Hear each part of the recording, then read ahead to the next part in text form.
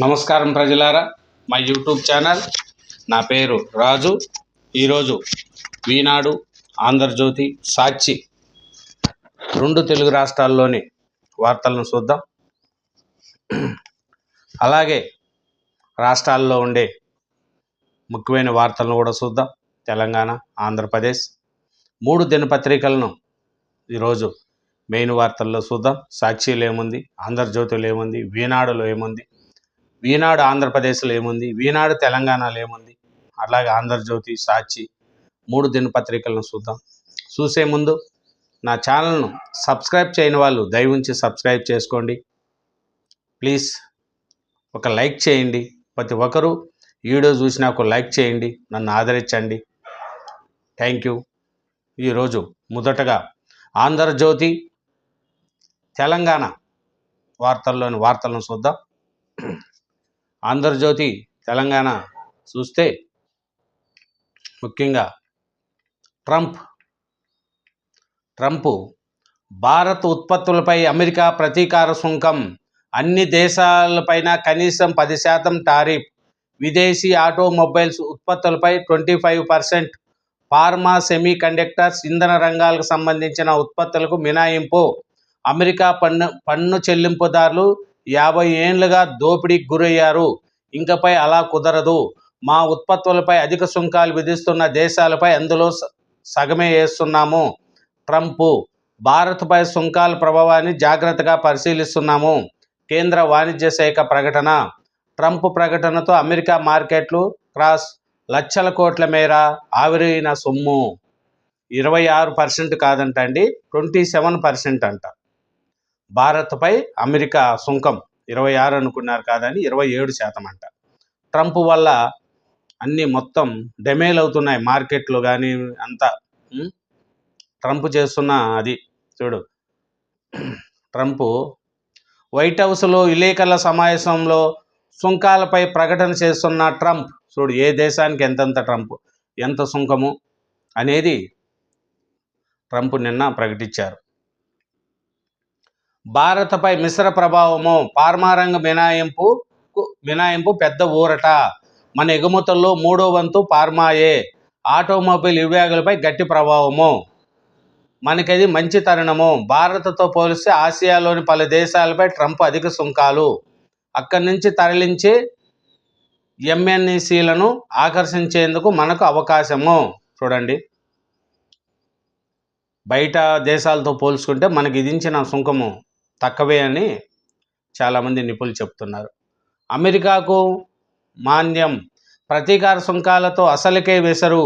గతంలోనూ ఇలాగా స్మూత్ హోలీ పేరుతో భారీగా సుంకాలు విధించిన అగ్రరాజ్యం 1930 నాటి మాంద్యానికి అదే కారణము. స్వదేశానికి వెళ్ళొద్దు, వెళ్తే తిరిగి వచ్చే ఛాన్స్ ఉండదు. భారతీయులు, ఉద్యోగాలు, అమెరికా కంపెనీలు హెచ్చరిక. ట్రంప్ ఆంక్షలపై ఆందోళనతో భారత టెకీలు డాక్యుమెంట్ల వెంట తీసుకొచ్చవలసిన పరిస్థితి.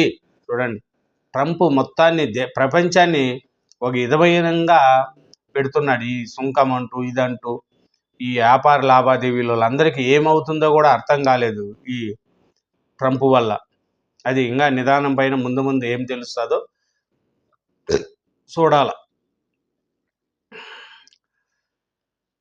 తమపై 52% సుంకాలు విధిస్తున్న భారత్పై తాము అందులో సగం అంటే 26% సుంకం విధిస్తున్నట్లు ప్రకటించారు. చూడండి, మీరు 52% విధిస్తున్నారు మా దాంట్లో మీద, దాన్ని మేము సగమే విధించామని ట్రంప్ చెప్తున్నాడు ఇండియా గురించి. ఇంకొక వార్త, మా ఆదేశాలు పాటించకపోతే సిఎస్ జైలుకే. అక్కడ చెరువు దగ్గర నిర్మించి తాత్కాలిక జైలుకి వెళ్తారు. గచ్చబౌలిలో చెట్లను తొలగించి అభివృద్ధి కార్యకలాపాలు చేపట్ట అవసరం ఏమిటి? ప్రభుత్వ పర్యావరణ శాఖ నుంచి అనుమతి తీసుకుందా? చెట్లు నరికివేత కోసం అటవీ అధికారుల నుంచి అనుమతులు పొందారా? రాష్ట్ర ప్రభుత్వం ఏర్పాటు చేసిన కమిటీలో అధికారులు నియమించాల్సిన అవసరం ఏమిటి? వారికి అడవుల గురించి అనుభవం ఏమిటి? అక్కడ నరికిన చెట్లలో ఏం చేస్తారు? వీటన్నిటిపై నివేదిక సమర్పించాలి సుప్రీం ధర్మాసనం గట్టిగా రాష్ట్ర ప్రభుత్వాన్ని హెచ్చరించింది. అక్కడ ఉండే హెచ్సియుకు రాష్ట్ర ప్రభుత్వం కూడా భూములలో ఇష్యూ నడుస్తుంది. అవి హెచ్సియు భూములోని వాళ్ళు లేదు ప్రభుత్వ భూములని వీళ్ళు అని మధ్య నడుస్తున్నాయి. అక్కడ ఉండే చెట్లు అన్నీ నరుకుతూ ఉంటే సుప్రీంకోర్టు అక్కడ ఉండే చెట్లు తొలగించే అధికారం మీకు ఎవరు ఇచ్చారు, ఎవరు పర్మిషన్ తీసుకున్నారు, అటవీ అధికారుల నుంచి పర్మిషన్ వచ్చేదా అని సుప్రీంకోర్టు గట్టిగా ఇది ఇచ్చింది. అది వినకపోతే సిఎస్ జైలుకు కూడా వెళ్లాల్సిన పరిస్థితి వస్తుందని సుప్రీంకోర్టు ధర్మాసనం నిన్న గట్టిగానే నివేదిక ఇచ్చింది. మీరు దాన్నే కోరుకుంటే మేము ఏం చేయలేం, వ్యక్తిగతంగా బాధ్యత వహించాల్సి ఉంటుంది. కంచె గచ్చిబౌలి వ్యవహారంలో సుప్రీం వ్యాఖ్యలు. సిఎస్ అక్కడ పరిశీలించి 16 లోపు నివేదిక ఇవ్వాలి. 2-3 రోజుల్లోనే 100 ఎకరాల నరికివేత. హైకోర్టు రిజిస్టర్ నివేదికలో ఇష్టపోయే అంశాలు. నెమళ్ళు జింకలు పారిపోయినట్లు ఫోటోలు ఉన్నాయి. తదుపరి ఆదేశాలు వచ్చేదాకా పనులొద్దు సుప్రీంకోర్టు. చూడండి, మీరు 2-3 రోజుల్లోనే 100 ఎకరాల చెట్లు నరికేసినారు, అక్కడ జింకలు నెముళ్ళు ఉన్నాయి, అన్నీ పారిపోయినట్టు కూడా ఫోటోలు ఉన్నాయని నిన్న సుప్రీంకోర్టు తెలంగాణ గవర్నమెంట్కి హెచ్చరిక చేసింది. ఇంకా నిన్న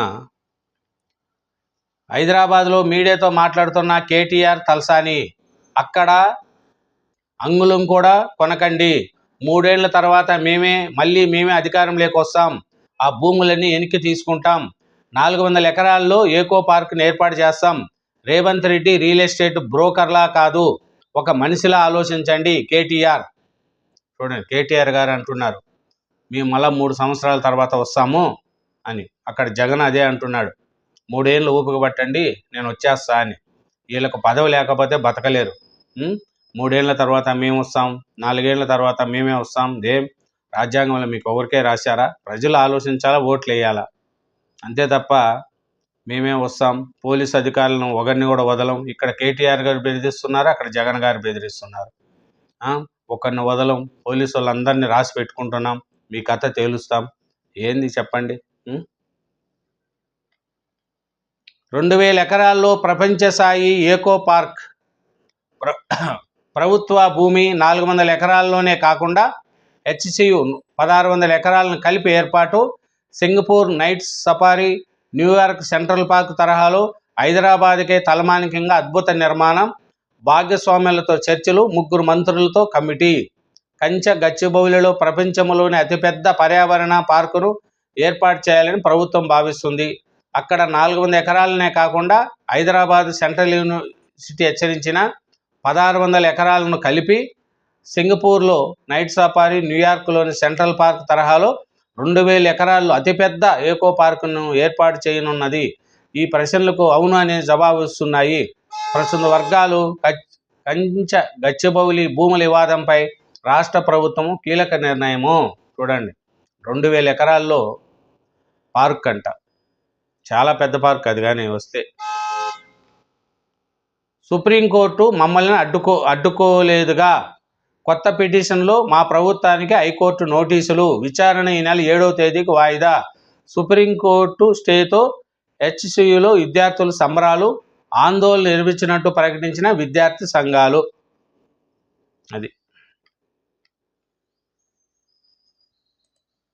ఢిల్లీలో సోనియాతో మంత్రి పొన్నం, ఆది శ్రీనివాస్ తదితర తెలంగాణ కాంగ్రెస్ నేతలు. ప్రజా సంక్షేమానికి పునరాంకితం కాండి. రాష్ట్ర కాంగ్రెస్ నేతలకు సోనియా, రాహుల్ సూచన. ప్రజా సంక్షేమానికి పునరాంకితం కావాలని కాంగ్రెస్ అగ్రనేతలు సోనియా గాంధీ, రాహుల్ గాంధీ తెలంగాణ కాంగ్రెస్ నేతలు సూచించారు. గురువారం పిసిసి చీఫ్ మహేష్ కుమార్ నేతృత్వంలో కాంగ్రెస్ నేతల బృందం పార్లమెంటులో వారిని మర్యాదపూర్వకంగా కలిసింది. ఈ బృందంలో పిసిసి చీఫ్ మహేష్ కుమార్ గౌడ్, మంత్రులు పొన్నం ప్రభాకర్, కొండా సురేఖ, ఎంపీలు కిరణ్ కుమార్ రెడ్డి, గడ్డం వంశీ, కావ్య, అనిల్, ఇప్పుల ఆది శ్రీనివాస్, బిర్లా ఐలయ్య, ఎమ్మెల్యే మక్కన్ సింగ్ ఠాగూర్ వీళ్ళందరూ కలిసి నిన్న సోనియా గాంధీని కలిశారు. రాహుల్ గాంధీ గారిని, సోనియా గాంధీని కలిశారు. ప్రధాన అపాయింట్మెంట్ బీజేపీ తీసుకోవాలి, సీఎంతో పాటు కలిసి వస్తాం. బీఆర్ఎస్ పాలనలో ప్రభుత్వ ఆస్తులు ధ్వంసం మహేష్ గౌడ్. ఇంకోటి చూస్తే సీఎం సమన్వయం పాటించలేరా? గతం ఎమ్మెల్సీ కవిత విషయంలోనూ ఇలాంటి వ్యాఖ్యలు, అప్పట్లో చర్యలు తీసుకోకుండా తప్పు చేశామా? సీఎం రేవంత్ రెడ్డి తీరుపై మరోసారి సుప్రీంకోర్టు ఆగ్రహం. ఎమ్మెల్యే అనర్హత పిటిషన్లపై వాదనల పూర్తి తీర్పు రిజర్వు. అది సీఎం సమయం పాటించలేరా అని సుప్రీంకోర్టు అంటుంది. ఇంకోటి ఏమంటే పశ్చిమ బెంగాల్లో 25,000 మంది టీచర్ల నియామకాలు రద్దు చేసింది సుప్రీంకోర్టు. చూడండి, సుప్రీంకోర్టు సంచలన తీర్పు. మమతా ప్రభుత్వానికి జలక్.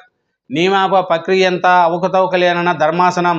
నోట్ల కట్టల జడ్జిని బదిలీ చేసినట్టు టీచర్లను చేయొచ్చుగా, ఇంతమందిని తొలగిస్తే పాఠాలు చెప్పేది ఎవరు? మమత అంటారు నోట్ల కట్టల జడ్జిని ట్రాన్స్ఫర్ చేశారు కదా, అట్లే టీచర్లను కూడా ట్రాన్స్ఫర్ చేయొచ్చు కదా, ఇంతమందిని తొలగిస్తే పాఠాలు ఎవరు చెప్పేదని సుప్రీంకోర్టుని అంటారు. అకాల వర్షంలో అతలాకుతలం. పలు జిల్లాల్లో వీధురుగాలులతో వడగండ్లు. హైదరాబాద్లోని అమీర్పేటలో జలమైన రోడ్డు. చూడండి, అమీర్పేట సౌరస్థలో చూడండి మొత్తం వాటర్. పలు జిల్లాల్లో వీధురుగాలులతో వడగండ్లు. తడిసిన ధాన్యం, దెబ్బతిన్న వివిధ పంటలు. సంస్థ నారాయణపురంలో 9.7 సెంటీమీటర్ల వర్షము. పిడుగుపాటుకు నలుగురు మృతి, గోడ కూలి ఒకరు. హైదరాబాదులో గంటన్నర పాటు దంచకొట్టిన వాన. భారీ వర్షం దాటికి చార్మినార్ నుంచి ఊడిన పెచ్చులు. అధికారులు అప్రమత్తంగా ఉండండి, సీఎం రేవంత్ రెడ్డి.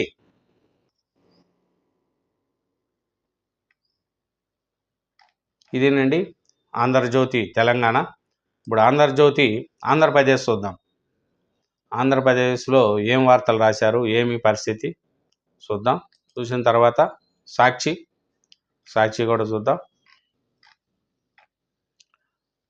ఇది అమెరికా గురించే ఫస్ట్ హెడ్డింగ్ రాశారండి, సుంకాల మీద.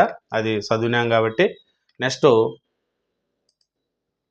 అవుట్సోర్సింగ్ ఉద్యోగులు జగన్ ప్రభుత్వంలో ఎక్కడ బుద్ధి పెడితే అక్కడ 1000 మందిని నియమించేశారంట. వాళ్ళ ఇష్ట ప్రకారము మొత్తము ఎట్లా నియమించే అట్లా నియమించేశారంట. అది రాశారు, చూద్దాం. అవుట్ సోర్సింగ్ ఆప్కాస్ పేరుతో జగన్ మాయలు. ఎడాపెడి నియామకాలు. టీటీడీలో 4,000 మంది. ప్రక్షాళనపై కేబినెట్ భేటీలో చర్చ. ఆప్కాన్ పై మంత్రివర్గ ఉపసంఘము. విశాఖ ఉక్కుకు రాష్ట్రం చేయూత. 2,400 కోట్ల రాయితీ విద్యుత్తు రాయితీ. విశాఖకు 2,400 కోట్ల విద్యుత్తు రాయితీని రద్దు చేసిందంట రాష్ట్ర ప్రభుత్వం. ఐఏఎస్ అధికారులు పల్లెబాట పట్టాలి. 3 రోజుల్లో గ్రామాల్లోనే ఉండాలి. రిషికొండ భవనాలను సందర్శించండి. ఏం చేద్దామో చెప్పండి, సీఎం సూచన. జగన్ గారు కట్టిన రిషికొండ, ఆయన విలాసవంతానికి ఒక కోట కట్టుకున్నాడు కదా, ఇప్పుడు ఆ కోటను ఏం చేద్దామనేది కూడా చేయట్లేదు. జగన్ రివర్స్ దెబ్బ. పోలవరంలో ఆదా అంటూ నాడు ఆర్భాటం, నేడు నష్టం. తడిసి మోపిడు. 1,548 కోట్ల పన్నులు అంచనాలను 4,637 కోట్లకు పెంపు. చూడండి, డయాఫామ్ వాళ్లకు 980 కోట్ల అదనము. కాంట్రాక్టర్ సంస్థ తొలగింపు ఫలితము. ఆదేశాలు నవయుగకు 1,735 కోట్ల పరిహారము. చూడండి, జగన్ రివర్స్ దెబ్బ. అది నవయుగ అనేది ఉండేది ముందు పోలవరం చంద్రబాబు నాయుడు అయినప్పుడు.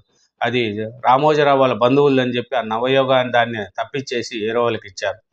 అవి ఇచ్చిన తర్వాత అప్పుడు ఆ 1,545 కోట్ల పన్నుల అంచనాలు ఉంటే ఇప్పుడు అది 4,637 కోట్లకు పెరిగింది. అదే డయాఫామ్ వాళ్ళకు కూడా 980 కోట్లు అదనపు భారం పడింది.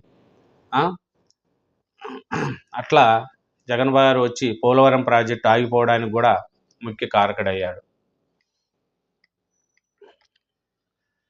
ఎస్బీఐని కాదని ప్రైవేటుకు. పోలవరం పరిహార సొమ్ము 63 కోట్లు బదిలీ. తనకు ఐడిఎఫ్సి ఫస్ట్ బ్యాంకులో జమ. రైతులకు చెల్లించేందుకు జనవరిలో విడుదల. 10 రోజుల్లో ఇవ్వాలని ప్రభుత్వ ఆదేశము. రైతులకు ఇప్పటికీ చెల్లించిన వైనము. పోలవరం ప్రాజెక్టు డిజినేట్ నిర్వాహకము. స్పెషల్ డిప్యూటీ కలెక్టర్ పైన ఆరోపణలు. సొమ్ము బదిలీపై ఎన్నో అనుమానాలు. ప్రభుత్వ శాఖకు చెందిన సొమ్మును ఎక్కడ ప్రైవేటు బ్యాంకుల్లో పెట్టొద్దని 2 నెలల కిందట రాష్ట్ర స్థాయి బ్యాంకర్ల కమిటీ సమావేశంలో చంద్రబాబు ఆదేశించారు. అయినా అదే ఆదేశాల మేరకు సీఎంఓ రాష్ట్రంలో అన్ని ప్రభుత్వ కార్యాలయాలకు ప్రత్యేక సర్క్యులేషన్ పంపింది. అయితే పోలవరం ప్రాజెక్టు అడ్మినిస్ట్రేటివ్ కార్యాలయం అధికారులు సీఎం ఆదేశాలను బేఖాతరు చేశారు. పోలవరం ప్రాజెక్టు పరిహార సొమ్ము దాదాపు 60 కోట్లను ఎస్బీఐని కాదని ప్రైవేటు బ్యాంకుకు బదిలీ చేశారు. చూడండి, చంద్రబాబు నాయుడు గారు చెప్పినా కూడా పరిహారం పోలవరం ప్రాజెక్టు సొమ్మును గవర్నమెంట్ బ్యాంకుల్లో జమ చేయండి అని చెప్తే కాదని చెప్పి ఐడిఎఫ్సి బ్యాంకుకు జమ చేశారంట అధికారులు. చెప్పినా కూడా కొంతమంది అధికారులు ఇట్లా చేస్తున్నారు. ఇంకా చూస్తే అనకాపల్లి జిల్లాలో క్యాప్టన్ పోర్ట్ అంట 5,816 కోట్లతో నిర్మాణం. పోలవరం బనకచర్ల కోసం జలహారతి కార్పొరేషన్ 710 కోట్ల ఉడ్కో రంగానికి గ్యారంటీ. 3 స్టార్ హోటళ్లకు బార్ లైసెన్స్. ఫీజు 25 లక్షలకు కుదింపు. ప్రత్యేక డ్రోన్ కార్పొరేషన్ ఫైబర్ నెట్ నుంచి విడుదల ఏర్పాటు. మంత్రివర్గ నిర్ణయాలు. అది అనకాపల్లిలో క్యాప్టన్ పోర్టు ప్లస్ 3 స్టార్ హోటళ్లకు బార్ లైసెన్స్ ఇచ్చారంట. ఇవన్నీ నిన్న క్యాబినెట్ మీటింగ్లో చంద్రబాబు నాయుడు గారు జరుగుతున్నది. క్యాబినెట్ భేటీలో CM Chandrababu, deputy CM Pawan, మంత్రులు. అది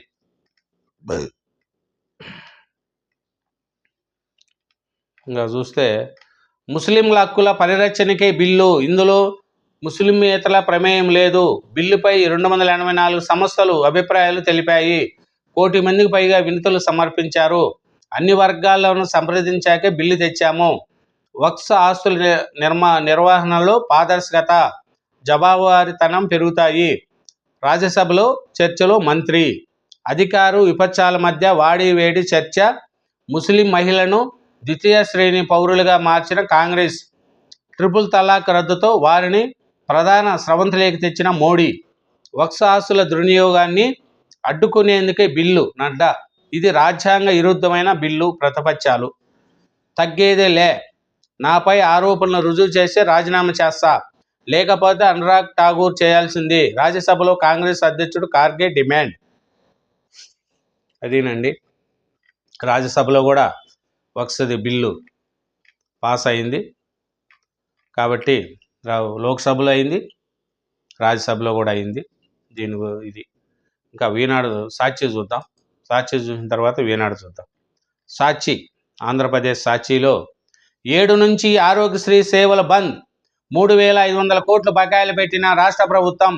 సర్కారు నుంచి బిల్లులు సకాలంలో రావడం లేదు. మందులు, ఇతర సామాగ్రి సరఫరాదారులకు బిల్లులు కట్టలేకపోతున్నాం. అప్పుపై మందులు అందించలేమని వారు నోటీసులు ఇచ్చారు. ఓవర్ డ్రాఫ్ట్ దాటిపోవడంతో బ్యాంకులు కూడా అప్పులు ఇచ్చే పరిస్థితి లేదు. ప్రభుత్వానికి లేఖ రాసినా స్పందన లేదు. ఏపీ స్పెషాలిటీ హాస్పిటల్ అసోసియేషన్ ప్రతినిధులు వెల్లడి. 7 నుంచి ఆరోగ్యశ్రీల బంద్ అంట. 3,500 కోట్లు బకాయిలు పెట్టిందంట రాష్ట్ర ప్రభుత్వం. ఈ బకాయిలు వైసీపీలో ఉన్నప్పుడు వైసీపీ గవర్నమెంట్ పెట్టిన బకాయిలు. వాళ్ళ బకాయిలు ఈ ప్రభుత్వం చెల్లించలేదని వాళ్ళు బంద్ చేస్తా అంటే ఈ గవర్నమెంట్ చెల్లించలేదని రాస్తున్నారు.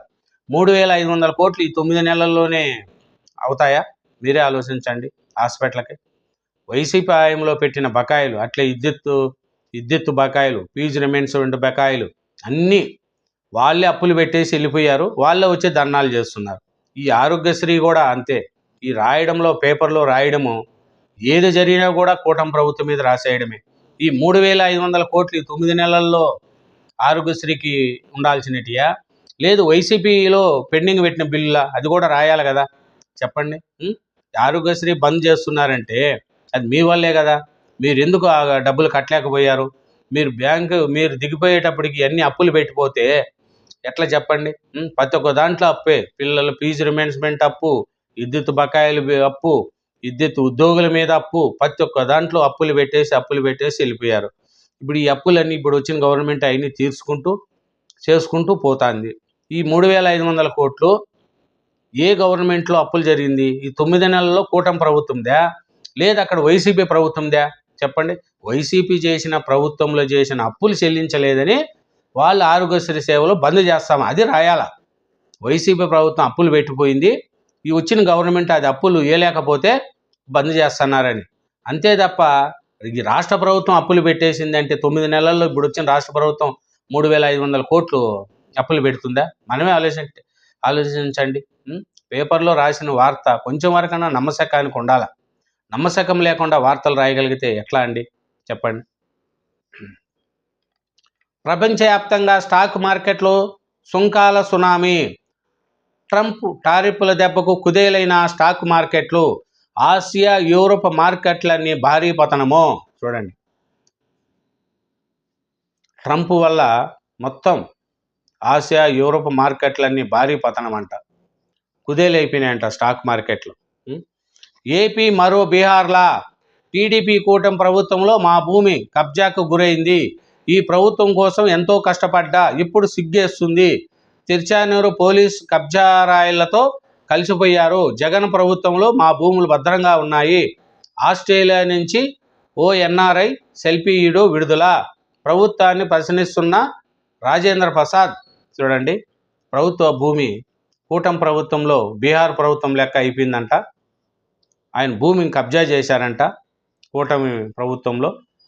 ప్రభుత్వం ఎవరు కబ్జా చేశారో ఏమో కేసు పెడితే తిరుచానూరు పోలీసులు కబ్జారాలతో చేతులు కలిపారని రాశారు. ఎవరు భూములు ఎవరు చేసినా తప్పే. ఇట్లాంటి తప్పులు ఏ ప్రభుత్వం చేయకూడదు. ఒకవేళ ఇట్లా కబ్జాలు చేసి ఉంటే ప్రభుత్వం వీళ్ళ మీద చర్యలు తీసుకోవాలా, అతనికి న్యాయం చేయాలా. పాపము రాజేంద్ర ప్రసాద్ గారని ఆయన ఎన్ఆర్ఐ, అతనికి తప్పకుండా న్యాయం చేయాలా. మీరు రాజకీయాన్ని వాడుకోకండి. రాజకీయానికి వాడుకుంటే మీరు చిక్కలపోతారు. జగన్ ప్రభుత్వంలో బాగుండింది, కూటమి ప్రభుత్వం వచ్చినాక అది పోయిందని రాజకీయాలు వాడుకోకండి. మీ భూమి పోయింటే అది న్యాయం చేయమని అడగండి, అంతే తప్ప ఇంకో ప్రభుత్వాన్ని పొగుడుతూ ఇంకో ప్రభుత్వాన్ని నిందేస్తే నీ భూమి కాదు కదా, నీ కథంగా ఎక్కువైపోతాయి. అట్లాంటివి చేయకండి. ఎందుకు, మనకు రాజకీయాలు అవసరంలే. మీకు ఎన్ఆర్ఐ కదా, మీకు రాజకీయాలు అవసరంలే. మాకు ఎవరు కబ్జా చేశారో వాళ్ళే చేయాలా. దీని భూమిని కబ్జా చేయమని ఏ ప్రభుత్వము అధికారులు చంద్రబాబు నాయుడు గారు చెప్తారా పలానా భూమి ఆయన్ను కబ్జా చేయండి అని? ఎవడో కొంతమంది ఏసుగాళ్ళు ఎదవలు ఉంటారు, అలాంటి వాళ్ళు చేసి అది ప్రభుత్వం మీద చేయకండి. జగన్ అంటే మంచోడు, చంద్రబాబు నాయుడు చెడ్డోడు అని అట్లా మాట్లాడకండి. మీ భూమి ఏదైందో దాని గురించి మాట్లాడండి. దాని గురించి తప్పకుండా ప్రభుత్వం మీకు న్యాయమే చేస్తుంది. వక్స్ బిల్లుకు పార్లమెంట్ ఆమోదం. రాజ్యసభలోనూ గట్టెక్కిన ఉమేద్. అనుకూలంగా 128, వ్యతిరేకంగా 95 ఓట్లు. చూడండి, పార్లమెంట్ ఆమోదం, రాజ్యసభలోనూ ఆమోదం. ఈ బిల్లుకి ఇంకా ఆమోదం అయిపోయింది కాబట్టి అది. వక్స్ సవరణ చట్టం రాజ్యాంగ విరుద్ధం. రాజ్యసభలో వైఎస్ఆర్సీపీ ఎంపీ వైవి సుబ్బారెడ్డి. మైనార్టీలకు చంద్రబాబు ద్రోహము. మాజీ డిప్యూటీ సీఎం అంజాద్ బాషా ధ్వజం. మైనార్టీలు టీడీపీని వీడాలి. ముస్లిం నేతలపై పెరుగుతున్న ఒత్తిడి. చంద్రబాబు అసలు రంగు బయటపడింది. వక్స్ బిల్లుకు మద్దతుతో లౌకికవాదానికి చెల్లుసీటి. ముస్లిం నేతలంతా టీడీపీకి రాజీనామా చేయాలని డిమాండ్. ఎవరు రాజీనామా చేస్తారండి? ముస్లిం వాళ్ళంతా టీడీపీకి రాజీనామా చేయాలని ఎవరు చెప్పండి? అంటే బిల్లు పాస్ అయితే టీడీపీలో ఉండే ముస్లిమ్స్ అంతా దెబ్బతగిలినట్ట. ఇది బిల్లు ముస్లింలో ఉండే పేదవారికి చాలా అనుకూలమైన బిల్లు. ఇది ముస్లిమ్స్లకి ఏం ద్రోహం చేసే బిల్లు కాదు. ఎవరికైనా వాళ్ళ ఆస్తుల పరిరక్షణకు ఈ బిల్లు పనికిస్తుంది, పేదవాళ్లకు పనికిస్తుంది. ముస్లింలో ఉండే మైనార్టీ ఆడపిల్లలకు కూడా ఈ భూమిలో ఈ భూమి హక్కులు ఉంటాయి, అంతే తప్ప ఈ భూములు ఇప్పుడు ఎగ్జాంపుల్ మైనార్టీ వాళ్ళు పోయి పక్కనుండే భూమి మాది అంటే దానికేమి ఇచ్చేస్తారు. అట్లా చాలా జరుగుతున్నాయి. కలకత్తాలో చాలా భూములు, అది గార్డెన్స్ కానీ అట్లాంటి చాలా కొన్ని భూములు అలా చేశారు, అంతే తప్ప ఏమీ మైనార్టీలకు ఇబ్బంది కలిగే బిల్లు ఏం కాదండి ఇది. కాబట్టి కొంతమంది రాజకీయాన్ని వాడుకుంటారు, కొంతమంది చేసుకుంటారు. జగను నేను సపోర్ట్ చేయలేదంటే నువ్వు ఉండే బుక్లో 3 ఎంపీలు మీరు ఇచ్చినా ఇకపోయినా ఒకటి, దీనివల్ల ఒరిగేది లేదు, చేసేది లేదు. మీరేం చేస్తారు? ఇంతకుముందు మీరు అధికారంలో ఉన్నప్పుడు అన్నిటికీ మోడీ గారికి సపోర్ట్ చేశారు కదా, అప్పుడేమైపోలేదా చెప్పండి? ఇప్పుడు 3 ఎంపీలు 3 21 3 ఏమవుతాయి దానివల్ల మీకు చెప్పండి? అదేం లేదండి. మైనార్టీ వాళ్ళకు రాజకీయాలకు ఇబ్బంది లేదు. అట్లే క్రిస్టియన్ పాస్టర్ ఒక ఆయన చనిపోయారు, ప్రవీణ్ అను. అతను చనిపోయాడా చంపేశారా అనేది తెలియట్లేదు. మంచి పాస్టర్ అండి ఆయన. క్రిస్టియన్లో కానీ ఆయన వాక్యాలు చాలా బాగుంటాయి. కానీ దాన్ని కూడా కొంతమంది వైసీపీకి సంబంధించిన వాళ్ళు రాజకీయంగా వాడుకుంటున్నారు. అతన్ని చంపించారు, ఇది ప్రభుత్వం చేపించింది అనే విధంగా మాట్లాడుతున్నారు. అది తప్పది. ఆయన వీడియోలు కూడా కొన్ని బయటకు వచ్చినాయి. వైన్ షాప్లో మందు కొనుక్కోవడం, యాక్సిడెంట్ కావడం. అది నిజమా అబద్ధమా తెలియాలి. యాక్సిడెంటా, చంపారా? చంపితే ఎవరినైనా వదలకూడదు. లోకేష్ గారు అన్నిట్టు టీడీపీ వాళ్ళైనా, బీజేపీ వాళ్ళైనా, జనసేన ఎవరిని వదిలే ప్రసక్తి లేదని లోకేష్ గారు అన్నారు. కాబట్టి ఆయనకు ఎవరు అధ్యయనం చేసినా, తప్పు చేసినా దాని మీద శిక్షే పడుతుంది. కానీ ఇది కులాల మధ్య, మతాల మధ్య చిచ్చు పెట్టేదానికి కొంతమంది ఉండారు, వైసీపీలో సంబంధించిన వాళ్ళు. వాళ్ళు ఏమరంటే చంద్రబాబు నాయుడు గారు, పవన్ కళ్యాణ్ గారు చంపించారు యూట్యూబ్లో కొంతమంది పోస్టులు పెడుతున్నారు. అది అట్లా పెట్టి మతాల మధ్య చిచ్చు పెట్టకండి.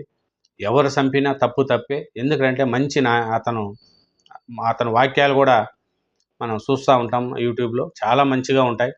కాబట్టి వాళ్ళ భార్యే వచ్చి ఇది కొంతమంది రాజకీయం చేస్తున్నారు, ఇది తప్పు, నా భర్తను రాజకీయాల్లోకి లాక్కండి అని వాళ్ళ భార్యే వచ్చి ధైర్యంగా చెప్తుంది.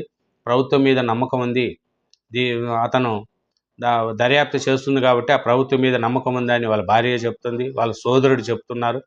వాళ్ళు చెప్తూ ఉన్నా కూడా కొంతమంది వైసీపీకి సంబంధించిన వాళ్ళు అతి ఉత్సాహము పెట్టి యూట్యూబుల్లో అతను చంపేశారు, అతను చనిపోయారు, వీళ్ళు చంపేశారు, వాళ్ళు చంపేశారు అని చెప్తున్నారు. ఒకవేళ చంపేసినట్టు మీ దగ్గర ఉంటే ప్రభుత్వానికి, పోలీసులకు ఇస్తే వాళ్ళు దర్యాప్తు చేస్తారని కూడా అంటున్నారు. కాబట్టి మతాలు, కులాల మధ్య చిచ్చులు పెట్టకండి. కులం ఈ క్రిస్టియన్ అయినా, ముస్లిమ్స్ అయినా, హిందువు అయినా రక్తం కోస్తే ఎరగానే వస్తుంది తప్ప రక్తం కోయంగానే కులం రాదు. కాబట్టి అందరూ బాగుండాలనేదే మనం కోరుకోవాలి.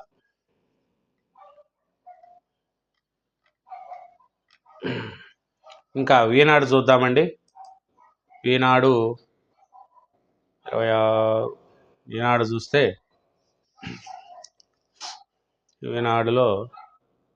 ఈనాడులో కూడా నిన్న ఈనాడు ఆంధ్రప్రదేశ్లో కూడా నిన్న క్యాబినెట్ మీటింగ్లో చంద్రబాబు నాయుడు గారు మంత్రులు మాట్లాడుకునింది రాశారు. రిషికొండ ప్యాలెస్తో 100 కోట్లు వృధా, ఆ భవనాలపై వచ్చే నెలలో నిర్ణయం, పర్యావరణానికి ఇవ్వడానికి అవి పనికిరావు, మంత్రులు సందర్శించి ఏం చేయాలో చెప్పండి, పాస్టర్ ప్రవీణ్ మృతిపై ఒక్కొక్క అంశం బయటకు వస్తున్నాయి, బాబాయ్ గొడ్డలి కోడికత్తిలాగే ప్రభుత్వంపై నిందిలేసేలా వైకాపా కుట్రలు, పోలవరం బక్చర్ల అనుకున్న సమయంలో పూర్తి చేద్దాము, మంత్రుల సీఎం చంద్రబాబు ఇష్టోగతి చర్చ. కేబినెట్ సమావేశంలో మాట్లాడుతున్న ముఖ్యమంత్రి చంద్రబాబు చిత్రంలో మంత్రులు అనిత, మనోహర్, అచ్చెన్నాయుడు, పవన్ కళ్యాణ్, లోకేష్, రవీంద్ర అధికారులు. చూడండి, అది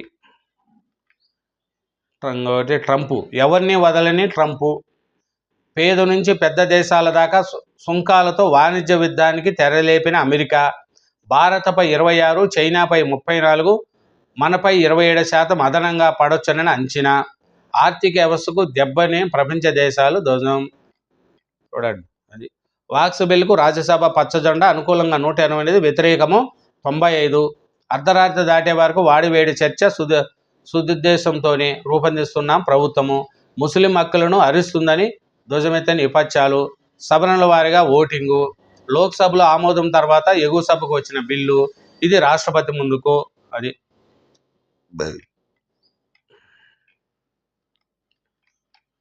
ఇంకా సునీతను సంపరని గ్యారంటీ ఏమిటి, వివేక హత్య కేసులో సాక్ష్యాలు మారుస్తున్న అవినాష్ రెడ్డి, సునీత హత్య చేయించింది విచారణ అధికారిని బెదిరించిన రిపోర్టు రాయించారు, పిసిసి అధ్యక్షురాలు శర్మిల సంచలన వ్యాఖ్యలు.